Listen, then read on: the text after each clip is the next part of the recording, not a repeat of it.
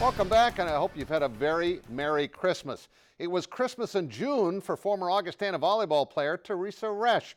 When she was home last fall to visit family and friends in Lakefield, Minnesota, where she's from, and also stopped by her alma mater at Augustana, she brought the Toronto Raptors championship trophy along with her.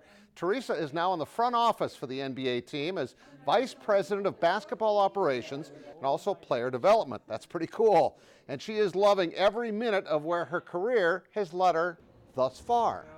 I know that I'm pretty lucky and I'm really blessed, and I definitely don't take that for granted.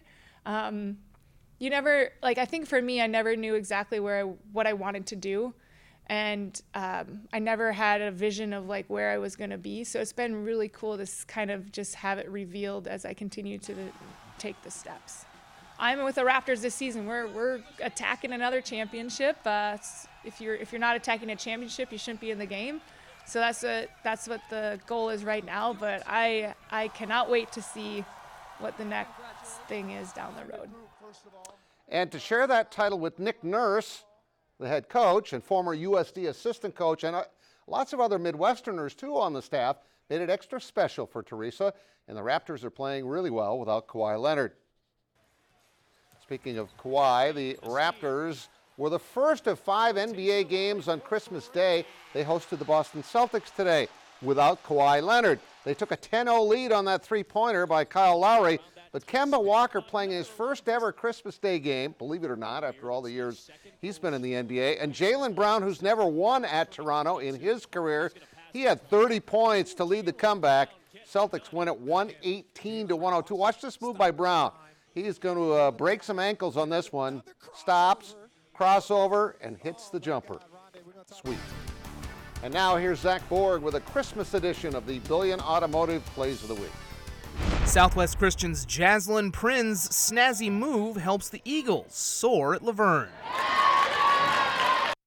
Dakota Valley's Paul Bruns nearly outscores Canton by himself, dropping 44 points in the Panthers' 77-49 win. Kyle Alexander climbs the ladder off a miss against Texas. White River's Kaylin Valandra-Prue broke Siouxan Big Crow's Lakota Nation Invitation scoring record with 138 points in 4 games.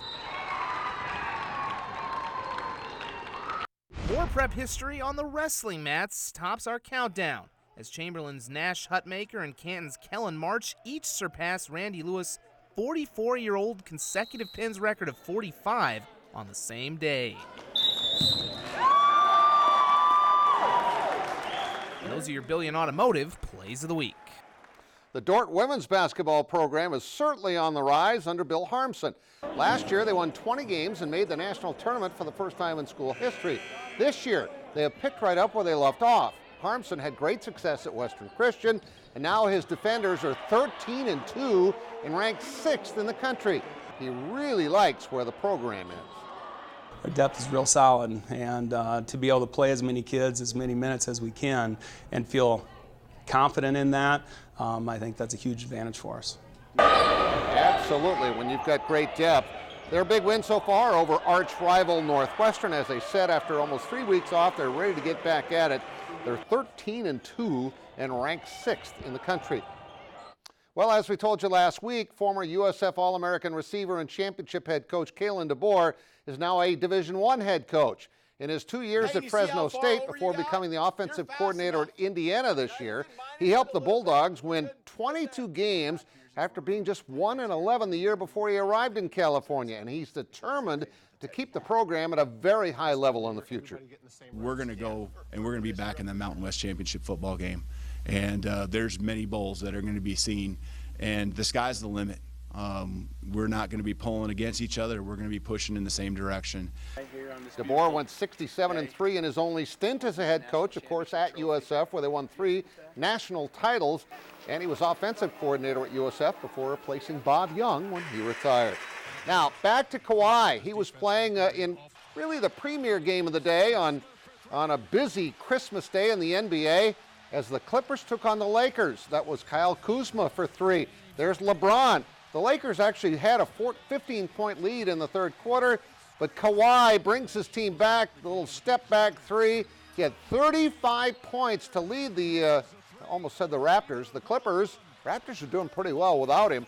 And here's the big play of the game. Down by 3 late, Patrick Beverley gets the block on LeBron, and the Clippers win it 111-106. Golden State also beat Houston 116-104. The Sixers beat the Bucks, and Denver leading New Orleans in the second period.